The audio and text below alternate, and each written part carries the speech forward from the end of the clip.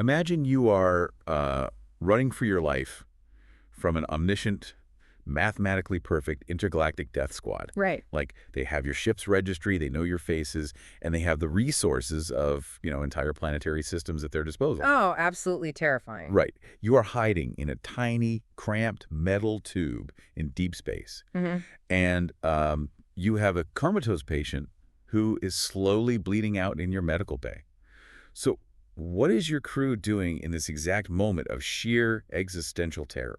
Well, obviously they're panicking about normal things. Exactly. They are loudly complaining about the lingering smell of curry in the break room Yeah. and aggressively arguing over how to turn down a looping alien pop song. I mean, it is the ultimate exercise in cognitive dissonance. When the cosmic stakes get too high, the human mind just instinctively retreats to the most mundane, controllable frustrations it can find. It really does.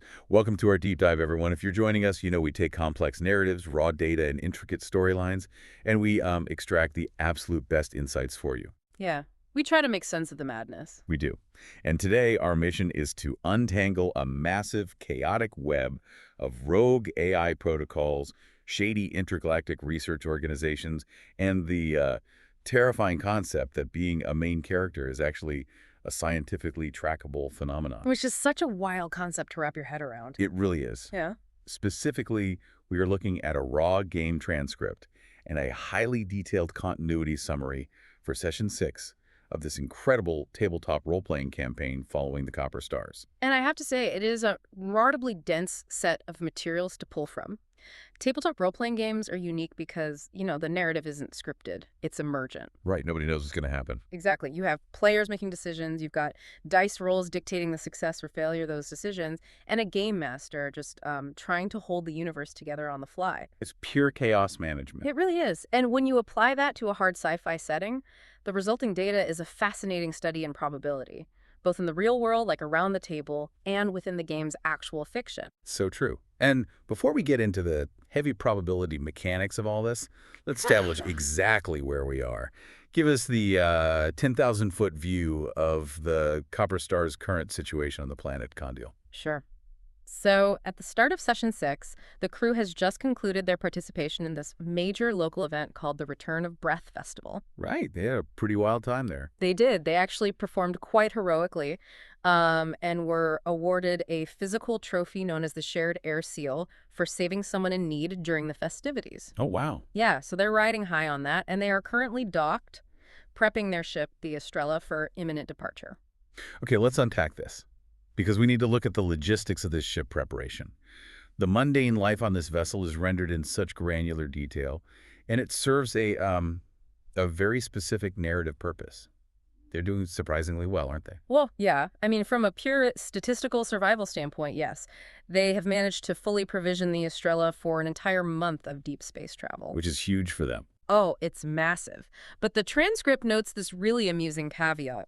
A massive portion of these provisions consists entirely of bulk ingredients for what the crew calls curry bombs. Curry bombs, which Commander Varric, the ship's captain, absolutely despises. He hates them so much. The transcript is just full of these tiny, hilarious character interactions where he is pacing the deck, furious about the perpetual scent of spices invading the ship's ventilation system. Right, and it grounds the characters, makes them feel real.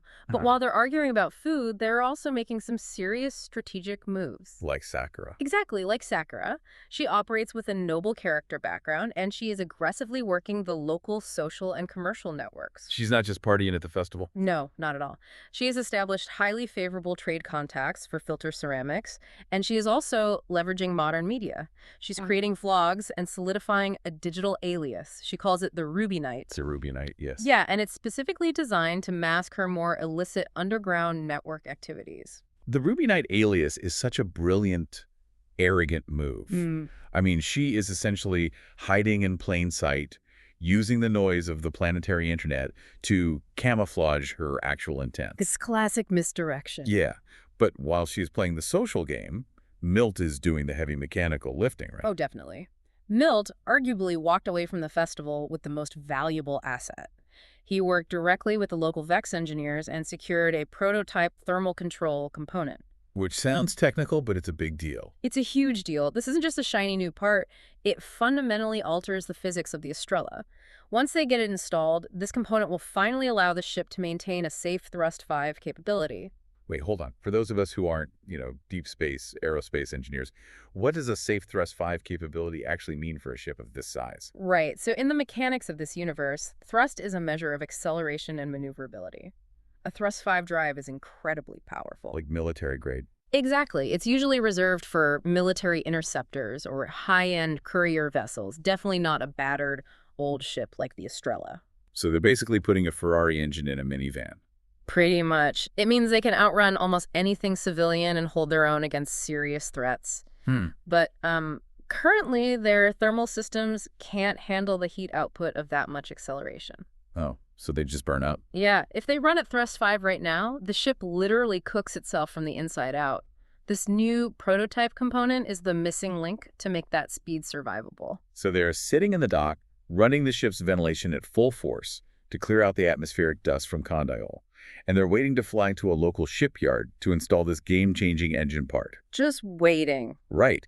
And while they wait, they are being subjected to a form of psychological torture. I mean, the seal song. Ah, yes. It is a phenomenal detail. We have to analyze the seal song. From what I gather, it is a highly repetitive, incredibly catchy alien pop song from the festival. The worst kind of earworm. And someone on the crew, the transcript heavily implies it was Leonardo, has managed to set this song on a continuous, unturn-offable loop over the ship's internal comms. Which is just diabolical. It is. Varric is practically ready to mutiny against his own crew just to make it stop. But it's not just a joke, is it? There's an actual mechanical discovery tied to this awful music. Exactly. The game uses this totally mundane annoyance to trigger a massive realization. While the song is echoing through the hull, Sakura is down in the medical bay tending to Iris Hale. Who is not doing well. No. Iris is currently comatose. She's recovering from severe neurological trauma that she suffered at a clandestine facility called Riverland. And this is where the dice mechanics come in, Oh, right? Because nothing happens without a roll. Precisely. Sakura's player rolls a medical check. It's a success, which allows the game master to reveal a piece of hidden information. Right. Sakura observes that Iris's vitals, like her heart rate, her breathing, the subtle spikes in her neurological activity, they are all pulsing in perfect synchronized rhythm to the beat of the seal song. Wait, a comatose patient syncing to an external pop song? Is this just a weird quirk of biology? Or is the ship's actual environment actively hijacking her nervous system? That is the core mystery the game is setting up right there. This isn't just elevator music playing in the background, it's environmental conditioning. Oh, wow. Yeah, it suggests that Iris's brain, due to all the trauma and experimentation at Riverland, is now hyper-receptive to external stimuli. She isn't just resting, she is being passively programmed by the space around her. The juxtaposition is brilliant. You have this hilarious domestic comedy, the crew yelling about curry and pop music. Yeah. But it is physically masking the reality that their comatose friend is essentially a biological receiver, picking up the ship's background noise like a heartbeat monitor. Yeah, it creates this total false sense of security. Right. They think their biggest problem is Varric's temper. Until the outside universe abruptly shatters that illusion. The domestic bickering is suddenly interrupted by an incoming ping on the local planetary network. Yeah. Telecase, one of their local contacts, issues a severe warning. An off-world woman has been in the festival archives, and she is asking questions. That's never good. Specifically, she is asking about the Copper Stars by name, and she already knows they operate the Estrella. So they've been made. The paranoia just instantly kicks in. They don't just, invite her over. They set up a highly tactical, incredibly cautious meeting. Oh, they go full Black Ops. They really do. They send Leonardo to a public cafe near the archive to make initial contact. Sakura naturally sets up a sniper overwatch position from a nearby rooftop. As one does. As one does when you're being hunted. And immediately, they spot an Imperial-looking security guard trying very hard to look like a casual tourist outside the cafe. It is a textbook counter-surveillance setup. And into this incredibly tense environment walks Dr. Kaylin Val. And who is she, exactly? Well, she's accompanied by that security guard, a lieutenant named Pell, and a medical doctor. But Dr. Val doesn't present herself as a military threat. She introduces herself as a researcher, a sociologist of sorts, employed by an organization known as the Panopticon. The Panopticon. Yes, and her field of study is something she calls convergence events. Okay, this is where the transcript just explodes with lore. Val hands Leonardo a dossier, and we finally get a look at how the universe actually perceives this crew. But before we get to the crew, what exactly is a convergence event in the eyes of the Panopticon? According to their highly technical definition, a convergence occurs when a specific, seemingly unrelated group of individuals, institutions, and assets begin producing outcomes that are statistically disproportionate to their relative importance. Wait, meaning what? In other words, they achieve things they mathematically have absolutely no business achieving. Let me push back on that for a second. You can't just, track probability in a vacuum. If a group of people is constantly defying the odds, by definition, any mathematical model trying to predict them is going to break. Are they tracking the actual people, or are they tracking the chaos and the rippling effect of their choices? You've hit on the fundamental flaw in the Panopticon's methodology, which we will definitely see collapse later. Right. But currently, the Panopticon believes they can track the people. They categorize the crew into variables they call vectors. The dossier breaks down each member of the Copper Stars as a mathematical anomaly. Let's go through these vectors, because the way a sterile algorithm describes these messy human characters is just fascinating. Let's start with Vector 1, which is Rookie. Okay, so Rookie is flagged by the Panopticon primarily for his ties to a Scout Service identifier. His old military history. Right. The researchers openly admit they don't know the deep context of why his Scout number is important, but their behavioral models flag him for specific tendencies. Route selection behavior, an uncanny ability to access restricted navigational information, and a familiarity with unofficial, highly dangerous transit routes. So they basically see him as the physical pathfinder. He's the variable that puts the cluster into places they mathematically shouldn't be able to reach. Exactly. He opens the doors that should be locked. Okay, then we have Vector 2. This one is strange because the file is really ambiguous. It just lists an unknown traitor. It is ambiguous, but it's linked to a civilian registration that actually predates the current configuration of the Estrella. The Panopticon's model is struggling here. Why? Because they are trying to determine if the anomaly is tied to the physical ownership of the ship, the continuous lineage of the crew, or just the sociological role of the traitor within the group dynamic. So they are essentially asking if the universe demands a traitor to balance the equation, like an archetype. Yes, exactly. Right. Like a required slot in the party. That's so meta. Okay, next is Vector 3, which is Sakura. And her classification feels particularly dangerous. She is flagged for her noble access key. But the researchers note something crucial. Sakura's relevance isn't merely biological or historical, it is analytical. What does it actually mean in practical terms, like on the ground? It means she acts as a social superconductor. Oh, I like that term. Right. She has the demonstrable ability to rapidly expand social and commercial networks.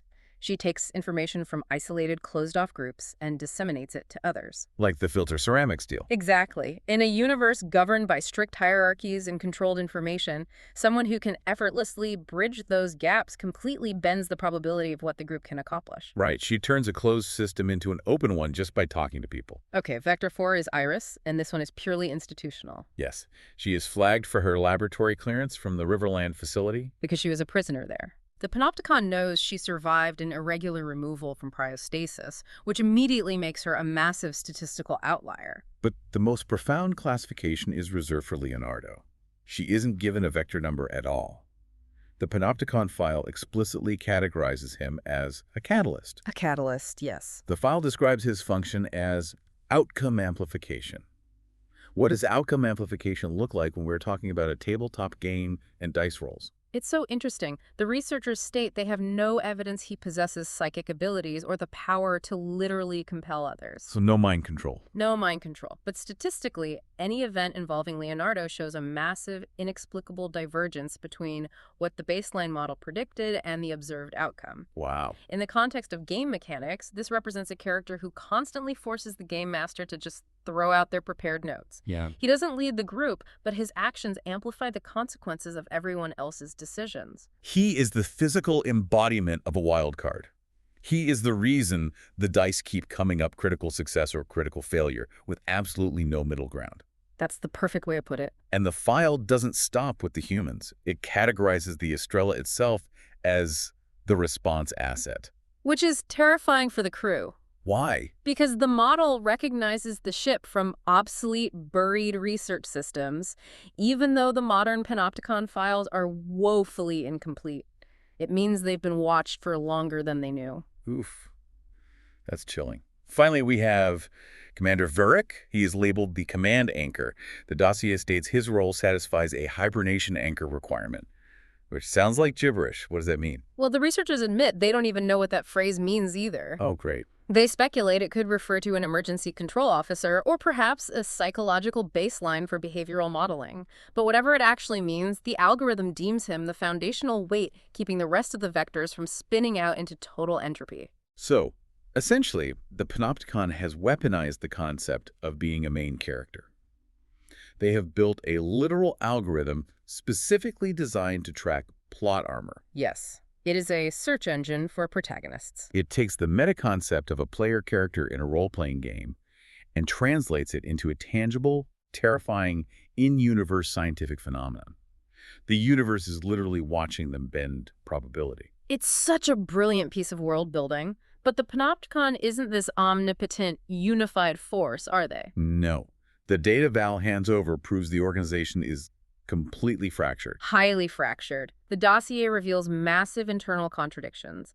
Dr. Val shares legacy orders regarding the Estrella that explicitly state, preserve the cluster until model resolution. Preserve them. Keep the petri dish intact so we can watch the bacteria grow. Precisely. The older iteration of the algorithm viewed them as a vital scientific asset. But the recent hostile orders the crew encountered back at the Riverland facility were completely different. Yeah, those weren't about preserving anything. Right. Those orders were eliminate assets and kill on sight. So one part of the machine wants to study them, and the other part wants to exterminate them. Does Dr. Val know why the orders changed? She openly admits she has no idea. Multiple sub-organizations derived from the original Panopticon are now operating independently. They're issuing contradictory commands across the galaxy. It's a bureaucratic nightmare. Exactly. The left hand doesn't know what the right hand is doing, and the copper stars are just caught in the middle. Which perfectly explains why Dr. Val is sitting in a cafe negotiating with Leonardo instead of, calling down an orbital strike. She is a scientist in the dark. She wants answers just as much as they do. She desperately wants the data to understand why her own organization is malfunctioning. So they hammer out a deal.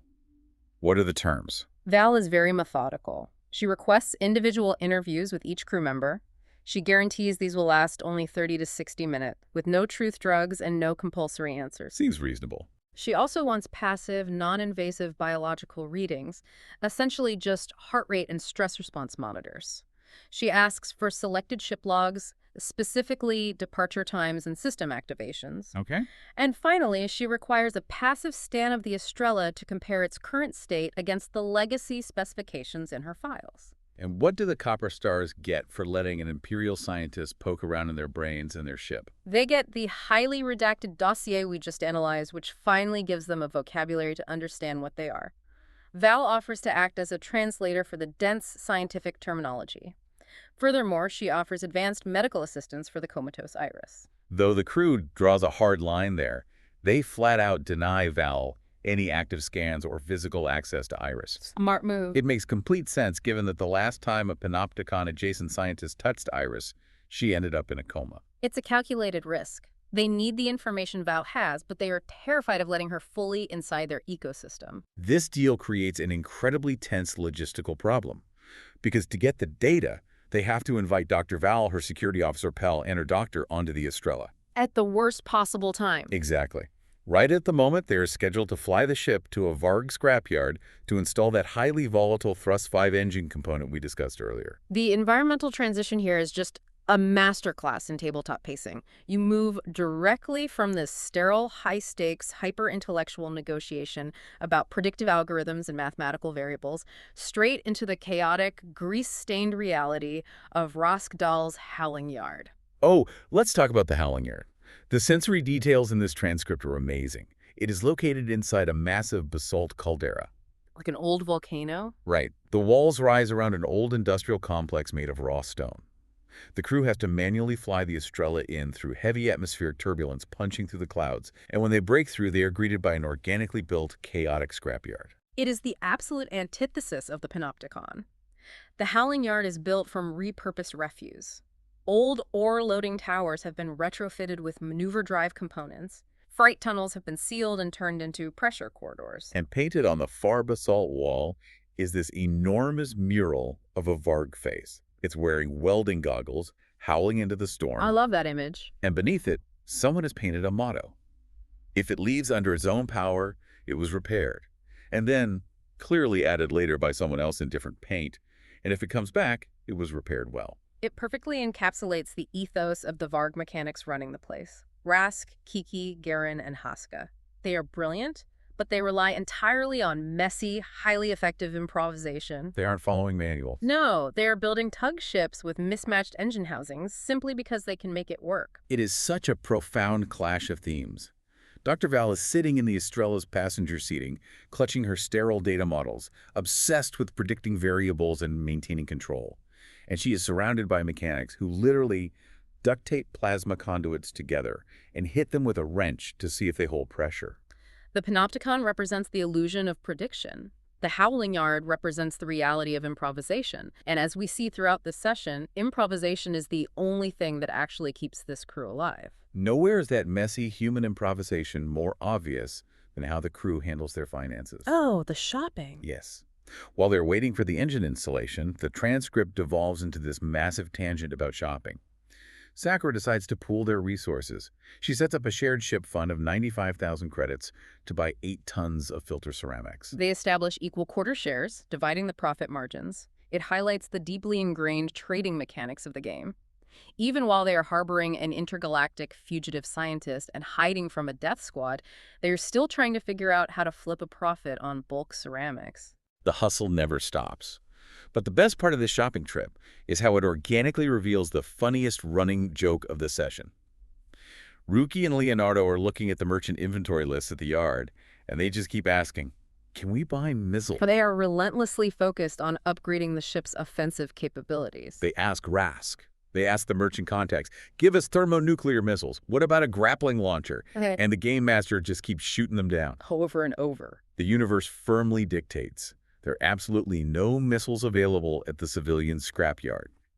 It's hilarious because it's a pure, player-driven desire clashing with the reality of the setting. It provides a necessary release of tension. The players are distracted by the prospect of heavy ordnance, which means they aren't fully paying attention to the incredibly dangerous engineering checks happening underneath their ship. Right. Milt is outside in a vac suit, working with the Varg mechanics to install the prototype Thrust 5 thermal control component. Mechanically, how difficult is what they are attempting? It requires a cascading series of highly complex engineering skill checks. Milt is working alongside Rask and Kiki. They have to isolate the ship's power grid, physically modify the old mounting brackets to accept a prototype design, and route the thermal exhaust. That sounds like a lot of points of failure. Oh, absolutely. Meanwhile, Haska, the network coordinator sitting up in the yard's tower, is yelling at them over the comms because the Estrella's data architecture is full of obsolete command pathways. That feels like a massive red flag. Haska actually notices that the Estrella's drive controller has 3 distinct command pathways that seemingly perform the exact same function. Which shouldn't happen. Right. She marks one of them as obsolete just to get the system to talk to the new part. They are blindly poking around in the ship's deepest, oldest code. It is the digital equivalent of playing with unexploded ordnance. But, miraculously, Milt's dice rolls hold up. He successfully integrates the system, they run a diagnostic, the engines throttle high, all the indicators go green, and they successfully complete a Thrust 5 test without the ship melting down. A massive victory. They finally have a fast ship. But this victory happens at the exact same moment Dr. Val decides to initiate her part of the bargain. And this is where the sterile science of the Panopticon violently collides with the improvised reality of the Estrella. Dr. Val's team powers up their equipment to perform the agreed-upon passive scan. They are just trying to read the ship's signature, comparing its modern telemetry to their legacy files. It is supposed to be completely harmless. But how does a passive scan trigger a catastrophic failure? Because the Estrella is not a passive machine. When Val's equipment pings the ship, it uses Panopticon encryption protocols. The Estrella's dormant, hidden systems recognize that encryption. It interprets the scan not as an observation, but as a digital handshake from a recognized authority. It wakes the ship up. Specifically, it awakens a buried legacy routine designated Protocol 7C. And all hell breaks loose in the Howling Yard. The transcript turns into a pure action sequence. What exactly does Protocol 7C instruct the ship to do? Protocol 7C initiates an immediate, aggressive digital hijack. The Estrella's AI targets the closest available vessel, which happens to be a courier ship called the Wayward Fortune that is securely clamped to the dock nearby. Just minding its own business? Right. The Estrella transmits a request for standard access, citing an emergency cluster evacuation. Obviously, the Wayward Fortune's computer rejects this because it's an unauthorized command from a random ship. Correct. But the Estrella doesn't accept the rejection. It escalates immediately, submitting a high-level emergency observation authority override. It forcefully hacks into the courier ship's main drive. It commits digital grand theft auto. And the Wayward Fortune's anti-hijack systems trigger instantly. The ship thinks it is being boarded by pirates. It fires up its own maneuver, drives to rip itself free and escape. But it is still physically clamped to the massive basalt dock. Yes. The physical physics of the chaos are vividly described. You have the thrust of a courier ship fighting against industrial locking clamps. The heavy fuel umbilical line stretches taut, groaning under immense strain. The sound must have been deafening. Pressurized coolant lines burst, spraying toxic, freezing liquid across the entire work area. And remember, Milt is still outside in a vac suit. The scrapyard's automated maintenance drones immediately interpret this chaos as a catastrophic industrial accident and activate their security and containment protocols. Which are definitely not friendly, helpful drones. No, not at all. Milt gets cornered by a heavy yard drone equipped with a wick-like welding arm. The combat mechanics here are brutal. Milt takes a direct hit. The welding arm burns through his vac suit, dealing thermal damage. But the drone is also equipped with a sonic rifle used for breaking apart slag, so Milt is taking simultaneous stun damage. He's getting battered. He is fighting for his life in a cloud of freezing coolant while his own ship tries to steal the ship parked next to him. It is total sensory overload. And amidst all this physical danger, we see a terrifying psychological reaction from Rookie. The scout. The transcript shows Rookie, who is inside the ship, suddenly exhibiting incredibly erratic, violent behavior. His stress levels max out, his adrenaline spikes, his pupils dilate. He just snaps. He draws his sidearm and, entirely unprovoked, blasts a sensor drone out of the air. It appears he is suffering a complete psychological blackout. It is a severe trauma response, heavily dictated by the stress mechanics of the tabletop game. His character cannot process the overwhelming environmental stimuli combined with the knowledge of the Panopticon's presence. Exactly. The system just overloads. So Milt is getting welded, Rookie is shooting at shadows, and the Wayward Fortune is about to rip the dock in half. How do they stop the Estrella? It requires a desperate, coordinated hack of their own systems. Leonardo and Sakura scramble to the computer core. Leonardo tries to force a system interrupt. The AI interface responds, asking for a catalyst response input. Using his Panopticon designation. Right. He attempts to terminate the unauthorized observation protocol, but the system rejects him. It explicitly demands command anchor confirmation. The command anchor. That's Varick's designation in the Panopticon file. Exactly. The lore from the dossier suddenly becomes a required mechanical input to solve the crisis. Commander Varick has to physically rush to the core, input his high-level command codes, and authorize an override into observer mode. Talk about a clutch moment. Yeah, this final command forces the AI to suspend Protocol 7C and stand down. They manage to sever the digital umbilical cord just seconds before the Wayward Fortune achieves enough thrust to tear the dock apart. The engines power down, the drones reset, and the crisis is temporarily averted. But it leaves the crew staring at a terrifying realization. Right, why did their ship do this? Leonardo immediately starts digging through the partially archived design notes of Protocol 7C, trying to understand the AI's logic. He uncovers a single, chilling fragment of code.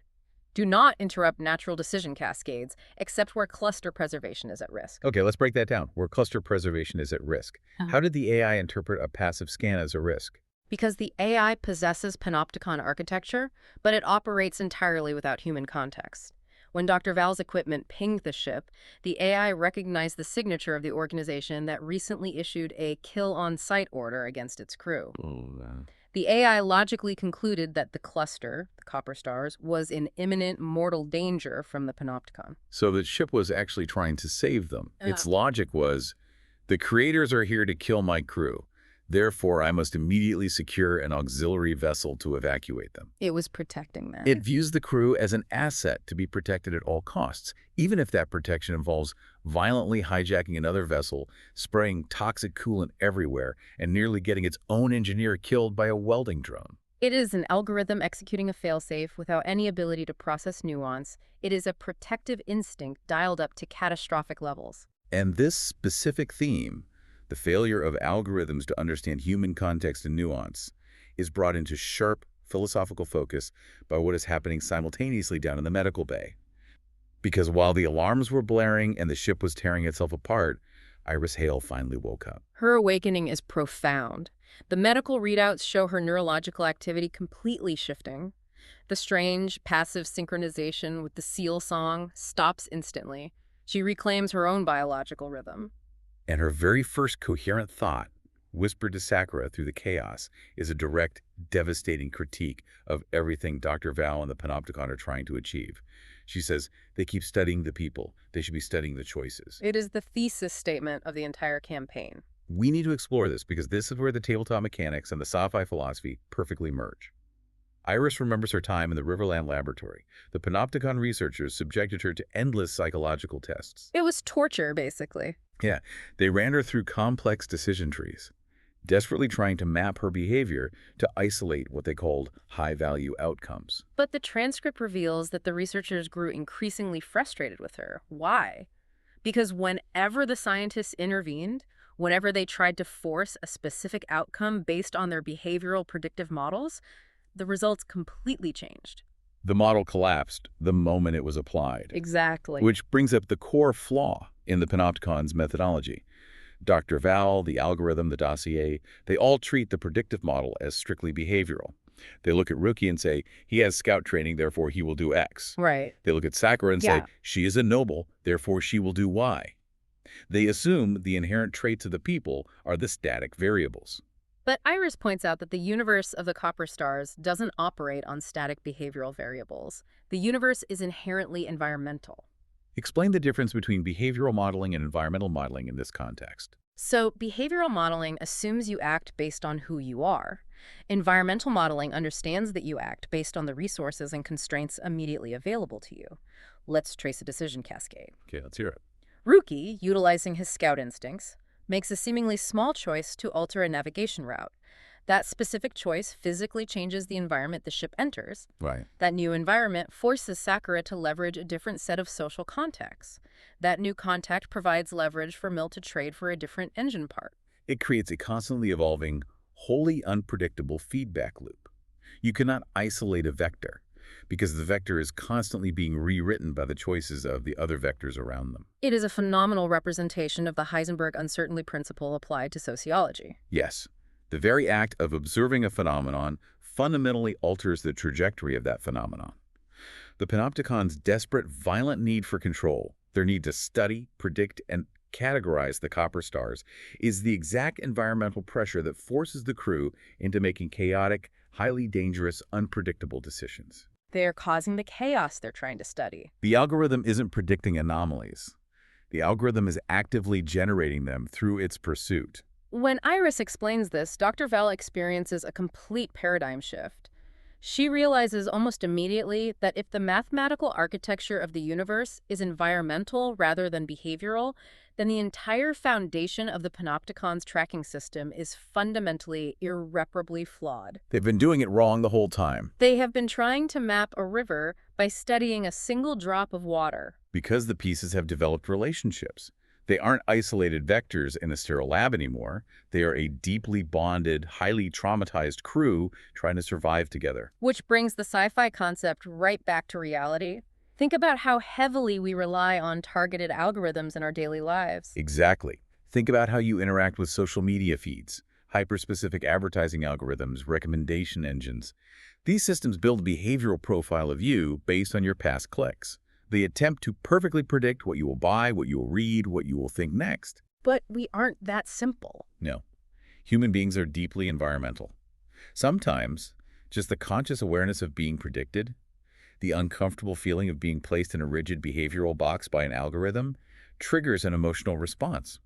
You intentionally choose something else entirely, just to rebel, just to prove you aren't a predictable string of binary code. We are reactive, emotional creatures responding to the space around us in ways that linear behavioral models simply lack the capacity to process. And the human toll of trying to force people into those linear models is horrifying, because it's not just math, it's torture. It really is. When Dr. Val and her security officer, Dr. Pell, actually sit down and listen to Iris describe the specific agonizing experiments performed on her at Riverland, the physical attempts to map and control her decisions, their reaction changes the dynamic completely.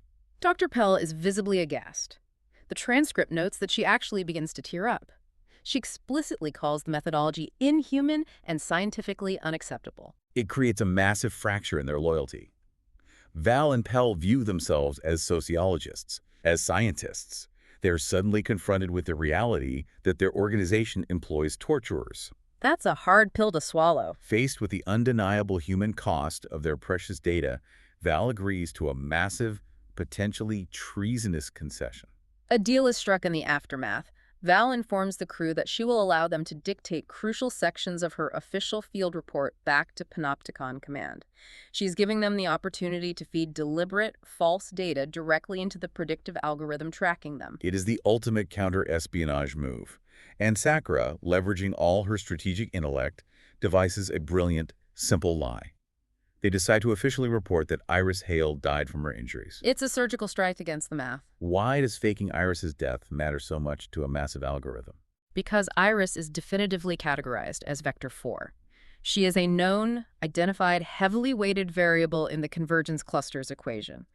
By officially, unequivocally removing her from the dataset, they break the mathematical continuity of the entire model. They pull a load-bearing pillar out of the algorithm. Exactly. The strategic hope is that the Panopticon supercomputers will process this data, register the cluster as permanently broken, conclude that the probability envelope has collapsed, and completely abandon the hunt. They are feeding poison data to the AI to force it to look the other way. It is a brilliant, desperate play. And they execute this lie right before aggressively kicking Dr. Val, Dr. Pell, and the rest of the Panopticon team off the Estrella, sending them back to the surface of Condiol to file their false report. They survive the Panopticon, they survive their own ship trying to kill them, and they are finally ready to leave. But they don't escape the Howling Yard entirely clean, do they? No, the universe always demands its due. Rask Dahl, the intensely pragmatic Zarg mechanic, formally bills the Copper Stars for the absolute chaos they cause in his yard. The invoice is one of the funniest pieces of mundane world building I've ever seen in a sci-fi setting. Rask hands them a bill for roughly 40,000 credits. That's a lot of money.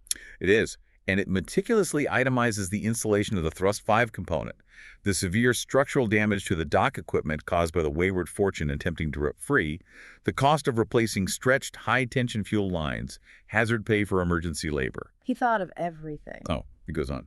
The repair costs for the security drone Rookie shot, the drone Milt fought, and an internal pressure door that had to be physically cut open during the hack. Rask operates on a very simple, very strict economic philosophy. If your ship breaks my yard, you buy my yard. It's the literal cost of doing business as a protagonist in this galaxy. You cause massive collateral damage, and eventually someone makes you pay for it. But beneath the dark humor of this 40,000 credit invoice, Session 6 ends on an incredibly chilling psychological cliffhanger. We have to address what is happening inside Rookie's mind. It highlights the severe psychological toll of being classified as a vector. Once the ship is secure and they are preparing to launch, Sakura pulls Rookie aside. She confronts him directly about his actions during the Protocol 7C crisis. She lays out the facts. He suffered a massive spike in adrenaline indicating a severe fear response, and he drew his weapon and shot a yard drone entirely unprovoked, endangering the whole crew. But Rookie's reaction is deeply unsettling. He completely denies it. He doesn't just lie to avoid trouble.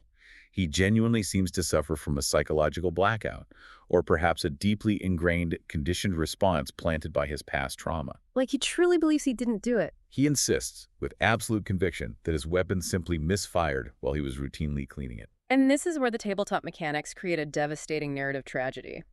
Sakura's player rolls incredibly high on her medical and persuasion checks. She uses hard evidence, logical deduction, and excellent bedside manner to try and break through his wall of denial. She desperately needs him to admit he lost control so they can begin treating the psychological underlying cause. But Rookie resists. And the way he resists is fascinating, because Rookie is a highly intelligent character. His player uses his own high intellect stat to mechanically defend against Sacker's persuasion roll. As the transcript astutely notes, a highly intelligent person who is fully convinced of their own delusion is the most difficult patient in the world to treat. They can argue their way out of anything. Exactly. His own immense intellect traps him in his denial. He uses his formidable cognitive abilities to logically rationalize away the missing time, the violent outburst, and the physical evidence. It is a terrifying display of cognitive dissonance weaponized by game mechanics. He locks himself in his personal quarters and begins obsessively reviewing his own computer logs, desperately searching for the missing gaps in his memory, yet simultaneously refusing to believe his own mind is compromised. It serves as a painful thematic irony to end the session. The crew just successfully executed a massive galaxy brain manipulation of an intergalactic algorithm. They convinced the Panopticon that their external cluster is broken. But internally, the immense psychological stress of being hunted, of being labeled vectors, of surviving constant trauma, it is quite literally breaking the crew apart from the inside. The plot armor they rely on might mathematically protect them from the Panopticon's death squads, but it offers absolutely zero protection from their own degrading mental states.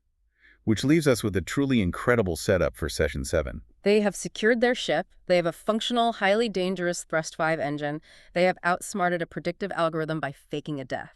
And now they are fleeing into the void to a vacuum rock planet to sell bulk filter ceramics. And I guarantee you, despite everything they just survived, Rookie and Leonardo are still sitting in the cockpit, desperately wishing they had managed to buy some thermonuclear missiles. The consistency of human desire in an otherwise unpredictable, terrifying universe. It really is. Well, it has been a wild, dense, and incredibly rewarding journey through Session 6 of the Copper Stars campaign. We have traced the narrative from the mundane annoyance of a looping alien pop song through the intense philosophical dread of behavioral algorithms, and emerged on the other side with a fast ship, a massive repair bill, and a whole lot of disturbing psychological questions. You know, we spend so much of our actual lives relying on data, models, and predictions to map out our future, whether it is in the grand sweeping scale of a sci-fi universe or just the targeted algorithms that quietly dictate our daily routines, our shopping habits, and the media we consume. Right. We allow ourselves to be categorized. But as Iris Hale so astutely realized, models study people, not choices. The next time a digital algorithm tries to tell you exactly who you are or perfectly predict what you're going to do next, what entirely unpredictable, illogical choice will you make just to prove the math wrong? I love that. I couldn't agree more. Be the catalyst in your own life. Break the algorithm. Thank you so much for joining us on this deep dive. Keep your thrusters warm, avoid suspicious pop songs, and we will see you next time.